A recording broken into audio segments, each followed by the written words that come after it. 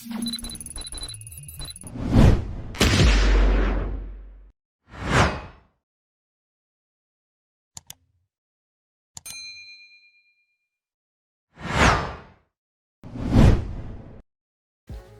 à tous, c'est l'équipe Starty.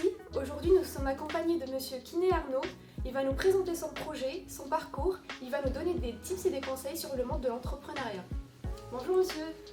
Bonjour Nala, bonjour à vous. Merci pour l'invitation. Merci.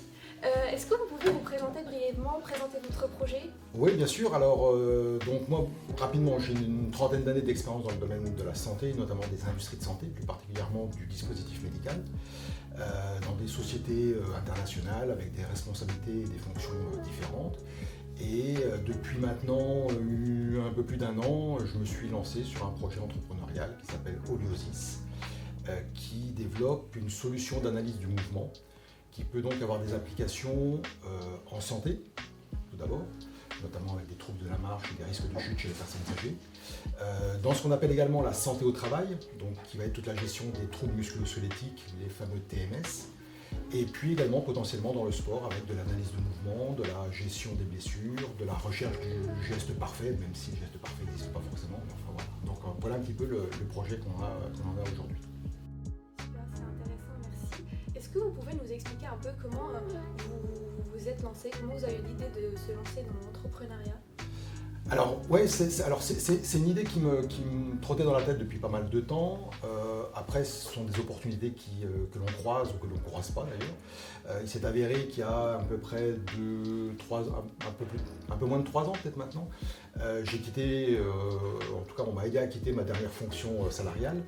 Et c'est un sujet qui est un peu d'actualité puisqu'on parle beaucoup du prolongement du départ à la retraite et de l'emploi des seniors. Et bah, effectivement, moi j'ai vécu cette difficulté en tant que senior, même si à l'époque j'avais 53 ans, j'ai vécu cette difficulté de retrouver un emploi salarié. Et donc je me suis dit, bah, voilà, je ne peux pas rester sans rien faire non plus. 53 ans, c'est peut-être le rêve de certains de partir à la retraite, mais en tout cas pour moi c'est pas mon cas. Et donc je me suis intéressé de plus en plus à des projets entrepreneuriaux, que ce soit de la reprise ou de la création. Donc c'est comme ça que j'y suis venu en fait. Super, merci. Quelle a été votre motivation au départ pour vous lancer dans ce projet? Ah ben, comme je disais, la première motivation c'était de retrouver un job et je me suis dit puisque je n'arrive pas à en retrouver un, je vais me créer mon propre job. Ça c'était ma première motivation. Après, alors je ne sais pas si c'est lié à l'âge, mais il y avait aussi l'envie de créer quelque chose vraiment qui m'appartienne, de pouvoir potentiellement le transmettre aussi derrière à mes enfants. Donc c'était un peu les éléments de motivation. Et puis aussi le fait d'avoir, même si on en reparlera certainement, d'avoir une certaine liberté qu'on n'a pas forcément lorsqu'on est salarié. Ok, super. Pourquoi Oliosis? Que signifie ce nom pour vous? Alors ça, c'est toujours la question qu'on me pose effectivement, enfin qu'on me pose souvent. Ce qu'il faut savoir, alors ça fait partie des petits tips que je peux donner si on se lance dans la création d'entreprise, c'est que trouver un nom pour son entreprise, il ne faut pas croire que c'est un long fleuve tranquille, bien au contraire, c'est-à-dire qu'on a des envies, on a des vues, on a des idées, on se dit super, on a trouvé un nom qui va être génial, voilà, qui sonne bien, qui nous plaît bien, et puis après on commence à regarder un petit peu sur les sites spécialisés, est-ce que le nom a déjà été déposé, est-ce qu'il existe, et puis je peux vous dire qu'avant d'en trouver un qui n'est pas encore déposé, dont les domaines ne sont pas déposés, il se passe un certain temps. Et donc on avait trouvé des choses, malheureusement c'était pas possible de pouvoir les garder. Et puis en fait moi ce que je voulais c'était, déjà je voulais un nom en 3 syllabes, parce que je trouve que ça sonne mieux qu'en 2 ou en 4. C'est mon avis personnel, il n'y a rien de scientifique je pense derrière ça, mais voilà, moi je voulais quelque chose en 3 syllabes. Et puis je voulais des notions. En fait, Oliosis c'est un peu la contraction de plusieurs mots, c'est-à-dire qu'il y a le mot human, c'est-à-dire que je suis parti de termes anglais, il y avait holiostic, pardon, donc la globalité, il y avait motion, donc le mouvement, il y avait analysis, il y avait système, etc. Et en contractant tout ça, pour arriver sur 3 syllabes, on est arrivé à Oliosis en fait. Donc voilà, et puis on s'est dit ouais, ça sonne plutôt pas mal, donc on va garder ça. Et c'était pas déposé, les domaines étaient libres, donc je me suis précipité pour tout bloquer en fait. Super. Est-ce que c'était difficile pour vous au début de se lancer? pour dire là, il faut que je commence par quelque chose et commencer mon projet, démarrer mon projet? Alors quand on a passé la majeure partie de sa carrière comme salarié, la première incertitude, c'est le revenu. Voilà, moi j'avais des fonctions qui étaient assez hautes dans les entreprises, j'avais un revenu qui était très très confortable. Du jour au lendemain, on passe de revenus très très confortables à une incertitude quant à ses revenus, voire rien du tout pendant un certain temps. Donc effectivement, sauter le pas, c'est pas toujours évident. J'ai une famille, j'ai comme beaucoup de Français, j'ai des emprunts à rembourser, donc j'ai un banquier à satisfaire. Enfin voilà, donc il y a tous ces éléments-là qui font que oui, il y a de l'incertitude. Mais à un moment, moi je me suis retrouvé dans une situation, moi je suis quelqu'un qui n'aime pas rester à rien faire, donc, et puis attendre quoi, je veux dire, il y a un moment où, voilà, si ça ne vient pas, ben, il faut aller chercher ce qu'on a envie de faire en fait. Donc oui, il y a une incertitude, mais voilà, moi je sais qu'à un moment, ben, j'avais dit à mon épouse, si à telle date j'ai rien, et ben, je me lance dans un projet en fait. Et puis ben, à telle date il n'y avait rien, donc je me suis lancé. Voilà. Donc il faut du courage pour... Est-ce que c'est du courage? J'en sais rien. Est-ce que c'est... en tout cas, il faut oser, c'est surtout ça. Voilà. Il y a un moment, il faut oser. Ouais. J'imagine que pour tout projet, il y aura des échecs, des difficultés à un moment donné. Est-ce que c'était le cas pour vous? Et si c'était le cas, comment vous avez fait pour les surmonter à chaque fois? Bien sûr, alors, tout dépend aussi de la définition qu'on donne au mot échec. Mais si échec, effectivement, c'est ne pas arriver à l'objectif qu'on s'était fixé, effectivement, il y a plein d'échecs.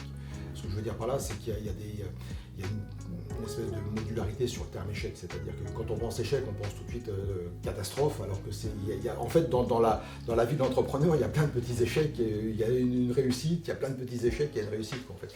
Donc forcément, il y en a plein. Moi, les principaux, c'est, en tout cas aujourd'hui, parce que notre produit qu'on a développé n'est pas encore commercialisé pour le moment, donc on est encore dans cette phase de préparation. Moi, je dirais qu'aujourd'hui, entre guillemets, le principal échec, c'est le retard que l'on prend. Mais le retard, il est dû au fait qu'on est une start-up, on est 3 personnes aujourd'hui, donc on n'est pas non plus une multinationale, et le côté multitâche, couteau suisse de l'entrepreneur, aujourd'hui je sais ce que c'est en fait, mais du coup dans une journée il y a que 24 heures, donc voilà. Donc le principal échec entre guillemets aujourd'hui, c'est le retard que l'on prend. C'est-à-dire que moi dans mon business plan, effectivement, j'avais visé la commercialisation à partir du premier trimestre de cette année. Voilà, de façon, je pense, assez raisonnable. On va repousser ça à septembre, enfin la rentrée de septembre, pour pouvoir commercialiser dans de bonnes conditions. En fait. Donc voilà, le principal échec, j'ai envie de dire, c'est ça. Maintenant, quand on se lance dans un projet, on sait, ou alors c'est qu'on est un doux rêveur, mais on sait qu'il y aura forcément des échecs et des difficultés. Et si on s'arrête à la première, il ne faut pas se lancer, en fait. Faut pas se lancer. Donc après, moi je sais que j'ai un caractère à digérer assez rapidement les choses et puis à rebondir, donc c'est tout, ça fait partie du jeu. Combien de temps cela a pris pour du coup développer votre produit? Alors, moi c'est un peu particulier parce qu'en fait, le produit en tant que tel existait déjà. C'est-à-dire que je me suis associé avec quelqu'un qui l'avait déjà développé. Et simplement, nous, notre objectif, c'est comme on veut aller sur le domaine de la santé, qui est un domaine qui est hyper réglementé, on est obligé d'obtenir un certain nombre de certifications, etc., et de développer selon certaines règles. Donc on va commencer cette phase-là, en fait, si vous voulez. Maintenant, j'ai envie de dire que moi j'ai rejoint ce projet qui existait déjà. Ça devait être fin 2021, novembre-décembre 2021. On a créé les statuts, on a déposé les statuts en juillet 2022 et on devrait commencer à commercialiser on va dire septembre-octobre 2023. Donc vous voyez, entre le moment où j'ai rejoint et le moment où on va commercialiser, il va se passer un petit peu moins de 2 ans, en fait un an et demi. Mais c'est vrai que la particularité du domaine de la santé, c'est que comme je disais, c'est très réglementé. Et que les produits, notamment les dispositifs médicaux, ont des classifications en fonction du temps d'utilisation sur un patient, de la dangerosité, etc. Enfin, il y a tout un tas de critères. Il y a 3 grandes classes en fait, qui existent, et puis dans chaque classe, il y a des sous-classes. Je ne vais pas rentrer dans le détail aujourd'hui, mais voilà. Donc si vous êtes classe 1, ça peut aller très très vite, c'est-à-dire qu'une fois que vous avez votre produit, ça peut prendre quelques mois, 6-7 mois peut-être pour commercialiser. Si vous êtes sur un classe 3 implantable, ça peut prendre 10 ans. Donc nous, on est sur un classe 2 qui est au milieu, et c'est aujourd'hui, j'estime à peu près 2 ans et demi de travail pour pouvoir commercialiser dans le domaine de la santé. Ok. est-ce que vous avez connu du coup des erreurs au début de votre projet? Et si oui, est-ce que vous avez des conseils pour les éviter, ces erreurs? Alors des erreurs, on en fait forcément. Après, on s'en rend compte souvent après coup. Hein. C'est toujours plus facile d'analyser ce qui s'est passé que de prévoir ce qui va se passer. Donc oui, des erreurs. Alors j'ai pas d'erreur majeure en tête ici, mais ce qui est sûr, c'est que oui, j'en ai fait, je vais continuer à en faire. Et puis on se revoit dans un an, puis je vous dirai lesquels j'ai fait et ce que j'ai pu faire, en fait, si vous voulez. Mais c'est vrai qu'aujourd'hui, on est 3 associés. Moi, j'ai un associé qui est le porteur scientifique qui est en région parisienne. Donc moi, je suis ici et j'ai mon fils qui est étudiant d'ailleurs à l'IAE également, qui nous a rejoints. Donc c'est vrai que peut-être, je ne sais pas si c'est vraiment une erreur, mais cet éclatement est peut-être quelque chose qui nous ralentit en fait dans notre développement, parce que c'est vrai qu'on communique beaucoup par visioconférence, etc. Alors qu'on sait tous très bien qu'il y a beaucoup de problèmes qui peuvent se régler à la machine à café si on est tous sur le même site en fait. Et des fois on règle plus de choses à la machine à café qu'en réunion. Donc voilà, mais est-ce que c'est vraiment une erreur? J'en sais rien, l'avenir nous le dira en fait. Voilà. Mais après ce qu'il faut surtout, enfin en tout cas moi c'est ma façon de voir les choses, c'est que quel que soit, alors que ce soit une erreur, un échec, une difficulté, il ne faut pas s'arrêter dessus. Enfin, quand je dis il ne faut pas s'arrêter dessus, il faut essayer de régler le problème et puis d'avancer en fait. Donc sinon la première difficulté, on s'arrête. Alors, vous avez dit que vous vous êtes lancé avec un associé, là vous êtes 3. Donc c'est une question qu'on pose souvent lors de nos interviews. Est-ce que pour vous, est-ce que c'est mieux de se lancer seul au début ou avec un associé? Parce que les réponses, ils étaient diverses et diversifiées et à chaque fois, on a des réponses différentes. Donc selon vous, votre point de vue, c'est quoi par rapport à ce sujet? Alors si on a la chance d'avoir la bonne idée, on peut y aller seul. Voilà, moi j'ai pas eu cette chance. Moi j'ai plutôt cherché des projets qui étaient existants, même si c'était vraiment au démarrage, juste une idée, etc. Mais éventuellement un prototype, etc., etc. Donc moi je recherchais plutôt ce cadre-là. Donc j'étais obligé de m'associer à quelqu'un de toute façon. Après, est-ce que c'est mieux seul ou à plusieurs? Très honnêtement, j'ai pas de réponse toute faite sur ce point-là. Par contre, ce qui est sûr, c'est que dans la répartition des parts de l'entreprise, il faut que ce soit clair. Et il faut surtout qu'il y ait une personne qui ait la majorité des parts. C'est-à-dire que si vous êtes... au début, on s'est associés, on était 2. On aurait pu se dire, on prend 50-50. Voilà. Et ça, c'est la meilleure idée pour aller dans le mur. Parce que 50-50, ça veut dire quoi? Ça veut dire que le jour où il faut prendre une décision et qu'on n'est pas d'accord, on est obligé d'aller chercher quelqu'un à l'extérieur de la société. Enfin, voilà, c'est une porte ouverte aux ennuis, moi, je trouve. Donc, moi, quand je me suis associé, au départ, on était 2. D'emblée, il a été décidé que moi, j'avais 60% des parts et que mon associé, même si c'est lui qui était le porteur du projet scientifique, lui, il prenait que 40%. En fait. Ce qui veut dire que le jour où il y a des décisions importantes à prendre, c'est moi qui les prends parce que je suis CEO, j'ai le titre de CEO aujourd'hui, c'est moi qui les prends et c'est moi qui les assume. Mais au moins, on avance. Il y a une phrase assez célèbre je crois que le nom c'est Olivier Bas qui travaille dans la com, etc., qui dit « Une demi-décision, c'est le bordel au carré ». Et cette phrase, j'adore cette phrase parce que c'est la vérité. En fait. Donc il faut un moment pouvoir dire on fait ça. Et comme je suis majoritaire, et que c'est moi le patron, on y va. En fait.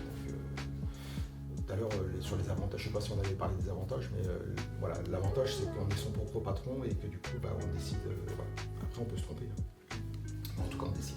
Donc être 1, 2, 3 ou quoi, j'ai pas d'idée particulière ou j'ai pas de réponse. Après ce qu'il faut pas, c'est par contre se retrouver à 50 associés en fait. Parce que ça c'est pareil, ça devient ingérable. Mais j'ai envie de dire que de 1 à 4, moi je pense que il y a moyen de s'arranger. Et surtout ce qu'il faut, c'est que les parts soient clairement définies et qu'il y ait quelqu'un qui soit majoritaire pour pouvoir prendre les décisions. Pouvez-vous nous présenter un peu votre produit? Je vois que vous avez une mallette avec vous. Oui, bien sûr. Donc en fait notre solution, donc comme je disais, c'est un analyseur de mouvement. Il est composé de 2 grandes parties. Une partie hardware donc, que j'ai amenée et puis une partie software donc, qui est la partie algorithmique et qui va vraiment travailler, qui est vraiment le cœur du produit. Et vous le verrez sur une interface que je vous montrerai. Donc en fait la partie hardware, en fait, ce sont des petits capteurs comme ceci. Donc là, selon les formules, on en a plusieurs, que l'on va venir positionner à différents endroits sur la personne en fonction de ce qu'on a besoin d'étudier. Alors, quand on démarre généralement, l'analyse entre guillemets de base, elle va être positionnée sur le rachis, donc sur la colonne vertébrale, ce qui veut dire qu'on va positionner 4 capteurs, donc à différents endroits spécifiques de la colonne vertébrale, plus un sur la partie occipitale du crâne, donc à l'arrière de la tête. Donc ces capteurs sont fixés, communiquent avec un récepteur en radiofréquence, et ce récepteur, en fait, lui, il est connecté à un ordinateur dans lequel il y a tout l'algorithme et on a tout le travail algorithmique qui va être fait. On propose également en même temps une capture vidéo. Ça, c'est important pour 2 raisons, parce qu'en fait, l'analyse du mouvement, elle ne se fait pas forcément immédiatement pendant les gestes de la personne, c'est-à-dire qu'on peut les faire après. Et comme notre algorithme nous va redonner une modélisation 3D de la personne pendant ses mouvements, des modélisations 2D selon les 3 plans anatomiques, et puis des données chiffrées qui sont plutôt là pour les scientifiques, d'avoir une capture vidéo, ça peut être intéressant pour la personne, parce que si jamais elle analyse la situation le lendemain matin, par exemple, et qu'elle voit bouger le squelette d'une certaine manière, les courbes d'une certaine façon, et qu'elle se dise mince, qu'est-ce qui s'est passé, au moins la capture vidéo vient montrer le mouvement qui a été fait. Et si on prend l'exemple d'une personne âgée, par exemple, qui va être sur un atelier de marche, en fait, quand on fait participer ces personnes âgées sur des ateliers de marche, il y a quelques obstacles. C'est-à-dire qu'on va lui demander déjà de partir d'une position assise, on va passer en transfert debout, on va marcher, des fois ils peuvent se tenir avec des barres, ils peuvent passer un obstacle, c'est-à-dire qu'on va mettre une marche, ils peuvent ramasser un objet. Donc ça, si on n'a pas la caméra, au bout d'un moment, on peut se dire qu'est-ce qui s'est passé. Donc la caméra a cette vertu d'apporter justement une connaissance immédiate de ce qui s'est passé. On peut ajouter tous les événements en plus au fur et à mesure. Et puis, on s'est rendu compte lors d'expérimentations, notamment avec les personnes âgées, c'est que la caméra avait une autre vertu, c'est qu'on montrait aux patients ce qu'il faisait, parce que des fois, le patient, il fait des mouvements et il ne se rend pas du tout compte lui-même de ce qu'il fait. J'ai un exemple d'une personne âgée qui, lorsqu'elle s'asseyait, elle se jetait en arrière. Et les personnels de santé qui étaient autour n'arrêtaient pas de lui dire attention, vous allez finir par vous faire mal, enfin c'est pas comme ça qu'il faut faire. Et elle ne s'en rendait pas compte du tout. Et le jour où ils ont fait l'expérimentation avec notre système, ils lui ont montré. Et là, elle s'est rendue compte, elle s'est dit ah bah oui, effectivement, je fais ça. Donc du coup, quand elle est repartie en chambre, alors est-ce qu'elle continue à le faire aujourd'hui, j'en sais rien, mais lorsqu'elle est repartie en chambre après l'exercice, eh bien, elle a fait attention en s'asseyant de ne pas se jeter en arrière. En fait. Donc il y a aussi cette vertu qui fait que quelque part le patient il peut prendre part à sa thérapie et être vraiment acteur de sa thérapie. En fait. Donc ça c'est aussi un élément alors qu'on a découvert, qui n'était pas prévu initialement, mais qu'on a découvert au fur et à mesure. Donc voilà un petit peu ce qu'on peut proposer. Donc, les intérêts de ce type de système, c'est que vous voyez, en fait, le personnel va se promener entre guillemets avec une petite valise qui pèse rien, et puis tout le reste est dans un ordinateur. Donc voilà, donc on est en train de travailler aujourd'hui sur une version SaaS qui permettrait à n'importe quel personnel de santé de se connecter avec n'importe quel ordinateur via un web portail sécurisé, etc. Ok, c'est intéressant. Je partage votre point de vue. Ouais. C'est intéressant. Selon vous, c'est quoi les qualités que tout entrepreneur doit avoir pour bien gérer son projet ? Alors, la question est facile, les réponses sont pas forcément toujours faciles. Moi, je pense que l'humilité est un des piliers de la réussite, c'est-à-dire qu'il faut savoir qu'on va rencontrer des difficultés, qu'on va avoir des échecs, il faut savoir tout ça. Donc, je veux dire, il ne faut pas se croire plus fort ou se prétendre plus fort que les autres, en fait. Donc moi, je pense que l'humilité est un élément important. Le fait de croire en soi et en son projet, c'est-à-dire que si moi je me lance sur un projet et que j'y crois pas, ça va être compliqué, vous imaginez bien, et c'est pas les autres qui vont y croire pour moi de toute façon. Donc ça c'est pour moi quelque chose d'important. Et puis vu toutes les embûches, et je parle pas d'échecs ou de difficultés, mais vraiment toutes les embûches qu'on peut être amené à rencontrer, avoir une bonne gestion du stress, une bonne adaptabilité, moi ça me semble important également. C'est-à-dire que si effectivement au moindre truc ça devient catastrophique, ça va être compliqué. Donc je pense qu'il faut savoir prendre du recul et bien gérer son stress. Oui. Bon, voilà, je pourrais vous répondre. Pouvez-vous nous dire quels sont les outils essentiels que vous utilisez dans votre travail au quotidien pour vous organiser ? Alors oui, je peux vous dire ce que j'utilise effectivement. Après, je suis pas sûr que ce soit les meilleurs conseils parce que je suis un peu de la vieille école. C'est-à-dire que moi, je suis encore. Alors bien sûr, j'utilise les outils informatiques, voilà, la suite Google, des choses comme ça, qui donnent donne pas mal de support pour pouvoir s'organiser. Après, moi, je suis encore très note papier, je suis encore très post-it. J'ai souvent sur mon bureau plein de post-it partout. Donc voilà, au jour le jour, c'est vraiment les outils que j'utilise. En fait, bien sûr, il y a le téléphone, il y a l'ordinateur, il y a tout ça. Mais je suis encore un très très grand adepte du papier et voilà, j'ai mon carnet avec moi, j'ai toujours un stylo et puis au bureau j'ai des post-it partout. Quels sont vos prochains objectifs dans votre projet du coup? Alors, comme vous savez, certainement, effectivement, lorsqu'on développe un projet, d'ailleurs, que ce soit une entreprise, que ce soit un projet classique, on met en place des roadmaps, donc voilà, le chemin qu'on s'est fixé, le timing, etc., etc. Donc on a une roadmap qui est assez précise, qui évolue forcément, parce qu'on n'est pas sur quelque chose qui est complètement figé. Donc les prochaines étapes, les prochains objectifs, ça va être le nerf de la guerre et encore plus pour les startups, c'est d'aller lever des fonds. Donc ça fait partie des prochaines étapes importantes pour nous. Parce qu'à partir de là, en fonction de quand on arrive à lever les fonds et combien on arrive à lever, on va aller sur du recrutement de personnes. C'est-à-dire que nous, on a besoin de se staffer. Comme je disais, on n'est que 3 aujourd'hui. Mais on va avoir besoin de se staffer sur du réglementaire, sur du qualité, sur de la qualité, sur des profils ingénieurs. Enfin, voilà, donc on a besoin des affaires cliniques, parce que comme on est dans le domaine médical, on va avoir besoin de mettre en place des essais cliniques. Donc on a besoin de se staffer et pour se staffer, il faut de l'argent. Donc voilà un petit peu les prochains objectifs. Et puis sur les marchés qui ne sont pas médicaux, donc ce que j'ai évoqué tout à l'heure, c'est le sport et puis la santé au travail, le prochain objectif, c'est de pouvoir commercialiser à partir de septembre. Bon, on vous souhaite de réussir alors.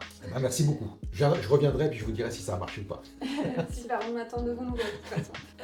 Comme tout projet, on pose souvent la question de la concurrence. Est-ce que vous pouvez nous dire un peu dans votre domaine comment vous appréhendez un peu la concurrence, que ce soit direct ou indirect? Comment vous faites pour vous différencier, si on peut dire ça? Ouais. Alors, ce qui est sûr, c'est que comme je disais tout à l'heure, moi, c'est que ça fait plus de 30 ans que je travaille, donc j'ai appris ce qu'était la concurrence, je sais qu'il y a de la concurrence, et j'ai tendance plutôt à relativiser la concurrence. Après, quand on est jeune entrepreneur, qu'on se lance après ses études, ou pas d'ailleurs, et j'encourage plutôt les jeunes, effectivement, en tout cas à essayer de se lancer sur un projet, la concurrence peut faire peur. La première chose que je vous dirais, moi, c'est que là, s'il y a de la concurrence sur le marché que vous visez, ça veut dire qu'il y a un marché. Et ça, c'est plutôt une bonne nouvelle. Ça, c'est plutôt une bonne nouvelle parce que, comme je disais tout à l'heure, qui dit start-up dit besoin financier. Et si vous avez besoin de lever des fonds, il va falloir que les gens à qui vous adressez, qui vont vous prêter, entre guillemets, de l'argent, ils vont vouloir le récupérer à un moment ou à un autre, cet argent. Ce qui veut dire que si vous êtes sur un marché qui n'existe pas, ils savent très bien qu'ils ne récupéreront pas d'argent. Donc, le fait qu'il y ait de la concurrence, c'est le premier indicateur. Contrairement à ce qu'on peut penser en se disant mince, c'est de la concurrence, comment je vais faire, etc. Déjà, ça veut dire qu'il y a un marché, c'est plutôt une bonne nouvelle. Ça, c'est la première chose. Après, la concurrence, de toute façon, si vous arrivez sur un marché qui n'a pas de concurrence et que c'est un marché profitable, vous pouvez être sûr d'une chose, c'est que vous ne serez pas seul longtemps, de toute façon, puisque là, il y aura de la concurrence qui va arriver. Donc il faut vivre avec, c'est-à-dire qu'il ne faut pas être surpris qu'il y ait de la concurrence, il ne faut pas être déçu qu'il y ait de la concurrence. La concurrence fait partie de la vie de l'entrepreneuriat, fait partie de la vie des entreprises, et c'est tout, il faut le prendre comme ça. Après, pour moi, la concurrence, c'est aussi un moyen de se développer, c'est aussi un moyen de faire mieux, c'est un moyen de performer, parce que si on veut s'en sortir, il faut faire mieux, il faut faire différent de la concurrence. Et donc c'est un moyen d'avancer. En fait, on dit souvent que l'élément essentiel pour que les entreprises puissent vivre et survivre, c'est leur recherche, leur développement. Et c'est faire en sorte qu'on ne reste pas statique sur son produit en disant on a fait le meilleur produit du monde et voilà. Ça n'existe pas, donc il y a toujours besoin de se développer, d'avancer. Si vous regardez des grandes sociétés dans les high-tech, vous prenez Apple, alors à tort ou à raison, tous les ans ils lancent un iPhone. Est-ce que c'est nécessaire? J'en sais trop rien, mais enfin tous les ans il y a un peu de trucs qui arrivent, il y a des choses nouvelles qui arrivent en fait. Donc voilà, donc là, ça c'est aussi pour en partie contrecarrer la concurrence en se différenciant avec des choses supplémentaires, complémentaires, qui servent ou qui ne servent pas, ça c'est un autre débat, mais donc voilà. Donc en fait, la concurrence, il faut vivre avec. Voilà. Il faut savoir que parfois, dans certains domaines, la concurrence, on peut aussi s'associer avec, alors de façon tout à fait légale, il ne s'agit pas de faire des choses illégales, mais on peut s'associer pour des projets de développement parce que vous avez un concurrent qui développe quelque chose, vous avez envie de développer autre chose, et il y a aussi sur certains domaines des possibilités de collaboration, de synergie, autre chose comme ça. Donc il faut prendre ça tout à fait naturellement et pas s'en faire de trop parce qu'il y a de la concurrence sur ce projet. C'est intéressant ce que vous dites parce que, comme vous avez dit, tout le monde ne pense pas de la même façon. Enfin, quand on dit concurrence, on a souvent peur de la concurrence et on n'arrive pas à dépasser cette peur et du coup on ne fait rien, on ne se lance pas et voilà. Exactement. Et vous savez, dans le domaine des startups en général et des financements, ce que je disais, qui est quelque chose d'essentiel, quand on se lance, on n'a pas forcément, moi je ne suis pas rentier, je n'ai pas gagné au loto, donc je n'ai pas forcément des millions à mettre sur la table, donc j'ai besoin d'aller chercher des actionnaires potentiels, en tout cas des investisseurs. Et il y a plusieurs années de ça, les investisseurs investissaient de l'argent sur une idée. Ensuite, ils se sont dit l'idée c'est bien mais c'est pas suffisant, donc ils se sont dit oui maintenant on va investir mais il nous faut un produit. Et il y a beaucoup d'argent qui est certainement disparu parce que un produit ne fait pas non plus tout. Et aujourd'hui les investisseurs, quand on regarde les business plans des startups, ce qu'ils regardent aussi c'est est-ce qu'il y a vraiment un marché. Je reviens à ce que je disais tout à l'heure, c'est-à-dire que le marché veut souvent dire concurrence. Donc il ne faut pas forcément l'avoir. Ok, merci Louis. Et pour réussir aussi, parmi les clés pour bien réussir son projet, c'est bien gérer son équipe. Pour vous, quelles sont les 3 clés que vous pouvez proposer pour qu'on gère au mieux notre équipe? Alors aujourd'hui, nous, l'équipe, elle est relativement restreinte. On est 3 et mon associé est en région parisienne et le deuxième associé est mon fils. Donc vous voyez, en termes de gestion d'équipe, aujourd'hui, c'est un peu limité. Par contre, moi, dans mes expériences précédentes, j'ai eu à gérer des équipes petites, grosses, etc., jusqu'à une centaine de personnes. Alors pas en direct, mais en tout cas d'avoir une responsabilité sur une centaine de personnes. Et donc moi, ma façon de travailler, c'est d'instaurer de la confiance. C'est-à-dire que j'ai besoin d'avoir confiance dans les gens avec qui je travaille et j'attends la même chose d'eux. C'est-à-dire que ça, c'est vraiment très très important. La communication. Alors c'est vrai qu'aujourd'hui, comme je disais, L3, elle est un peu limitée dans le sens, elle n'est peut-être pas aussi structurée qu'est-ce qu'elle devrait être. Mais lorsque vous commencez à avoir des équipes un peu plus importantes, il faut que votre communication elle soit claire et précise. Il n'y a rien de pire qu'une mécompréhension. Non, ça, il faut vraiment que les choses soient claires, bien établies et relativement directes. Quand je dis communication, je parle d'objectifs, je parle d'atteindre des objectifs, je parle des points qu'on peut se faire, qu'on doit se faire d'ailleurs régulièrement, où est-ce que tu en es de ton projet, comment tu avances, etc. Donc ça, il faut que ça soit clair, quoi. En fait, il ne faut pas qu'il y ait de sous-entendu ou de malentendu, ça c'est très important. Et puis après, moi je suis plutôt un compétiteur dans l'âme, donc j'aime bien le challenge. Donc j'aime bien aussi aller challenger les équipes et faire en sorte qu'elles donnent le meilleur d'elles-mêmes. Donc ça c'est important. Et vous savez, par exemple, moi dans mes constitutions d'équipe, j'ai été amené à recruter plein de gens dans ma carrière. Alors souvent, il y a ce qu'on appelle les hard skills, et en fait, ça généralement c'était mes collaborateurs, les services RH qui s'occupaient de valider ces points-là. Et moi, quand j'avais un candidat en face de moi, la seule question que je me pose et à laquelle je m'obligeais à avoir une réponse, c'était est-ce que j'ai envie de travailler avec cette personne? Parce qu'il s'avère que quand vous êtes dans le boulot, bien souvent, vous allez passer plus de temps avec votre collaborateur qu'avec votre famille. Donc il y a intérêt que ça se passe bien, en fait. Donc, ouais, pour moi, c'est la question la plus importante. Tout projet d'entreprise, projet entrepreneurial, c'est une aventure humaine avant tout. Donc il faut qu'à ce niveau-là, ça passe. En fait. Si ça passe pas et s'il y a un doute, il ne faut pas y aller. Quels sont selon vous les 3 avantages et les 3 inconvénients qu'on peut avoir en tant qu'entrepreneur? Alors, alors, je ne sais pas si ce sont des avantages, mais en tout cas, les points positifs moi, que j'en sors, c'est déjà la gestion de son temps. Alors, même si on est bien occupé, hein, mais il y a une gestion du temps qui est quand même assez libre. C'est-à-dire que moi, il m'arrive de dire le vendredi après-midi, j'ai envie de faire autre chose, et je fais autre chose. Par contre, il m'arrive très souvent le dimanche matin de travailler ou le samedi matin de travailler. En fait, voyez, donc il y a quand même cette gestion du temps, moi je trouve qui est assez intéressante et en tout cas qui me plaît bien. Le fait d'avoir son propre projet, si on le fait, c'est qu'on a envie de le faire, c'est qu'on aime ce qu'on fait, donc je trouve que ça c'est quelque chose de plutôt agréable.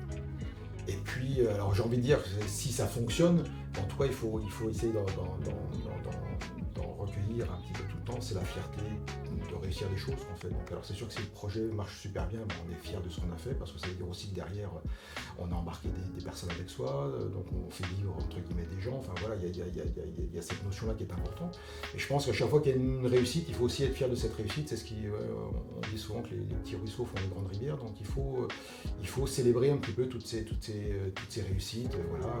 Et c'est des choses, des fois, c'est juste un rendez-vous qui s'est bien passé, ouais, super, une réponse à un appel à projet, d'être retenu, enfin voilà, il y a tous des petits trucs qu'il faut pouvoir célébrer, et ça me semble important.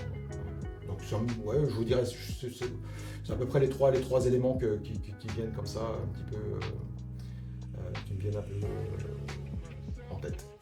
Est-ce que du coup vous avez 3 inconvénients à être entrepreneur ? Oui, 3 inconvénients ou 3 points effectivement qui peuvent induire du doute en tout cas, ou de l'hésitation. Il y a forcément cette grande incertitude, c'est-à-dire qu'on se lance sur un nouveau projet et voilà, j'ai pas de boule de cristal, donc je ne sais pas ce que ça va donner. Donc ça c'est un vrai point important quand même. Ça peut rejoindre ce que je disais tout à l'heure sur la gestion du stress, c'est-à-dire que ça peut être anxiogène. Et du coup, il faut savoir le gérer. Le manque de moyens, forcément. C'est-à-dire que moi, j'ai travaillé dans des multinationales où c'était pas mon argent, il faut être clair. Et donc, on a une certaine facilité, entre guillemets, même s'il y a tout un tas de contrôles, mais quand même une certaine facilité à investir, à faire ceci, à faire cela. Là, moi, j'ai investi de l'argent personnel. C'est vrai que j'ai regardé un peu plus deux fois avant de signer une commande ou quoi que ce soit. Donc ça, c'est important. Et puis le troisième élément, ça va être un petit peu le... Alors ça, c'est vraiment quelque chose qu'on l'imagine, mais tant qu'on ne l'a pas fait, on ne s'en rend pas forcément compte. C'est le côté multitâche, gestion des imprévus. Ça veut dire que moi j'étais, dans mes expériences précédentes, j'étais sur des fonctions dans les entreprises, et c'est vrai que généralement on est dans un cadre et on fait ce qu'on doit faire. Voilà, on peut déborder un peu, mais alors que là, je fais de tout en fait.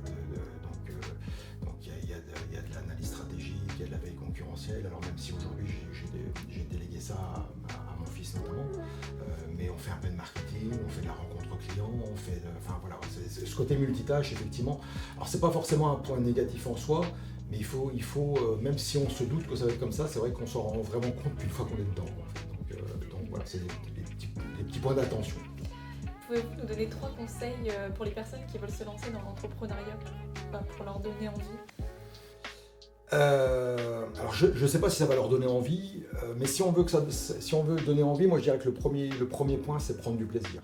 C'est-à-dire qu'il faut avoir envie de ce qu'on fait, il faut aimer ce qu'on fait et il faut y prendre du plaisir. Donc ça, c'est pour moi, c'est le premier point important. Deuxième point, c'est qu'il faut oser. Et je pense à vous qui êtes jeune, encore très jeune, si vous avez des envies, si vous avez des projets, j'ai envie de dire que c'est maintenant qu'il faut y aller. En fait.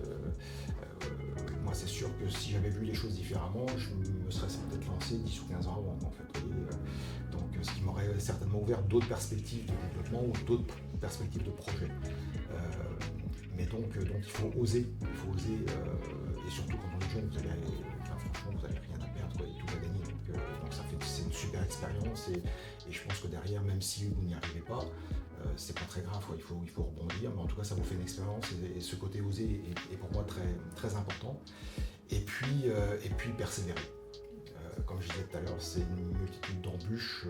Je ne veux pas dramatiser en disant échec ou quoi que ce soit, c'est vraiment des embûches, c'est-à-dire que c'est des difficultés qu'on rencontre et il faut trouver des solutions, mais il ne faut pas s'arrêter à la première difficulté.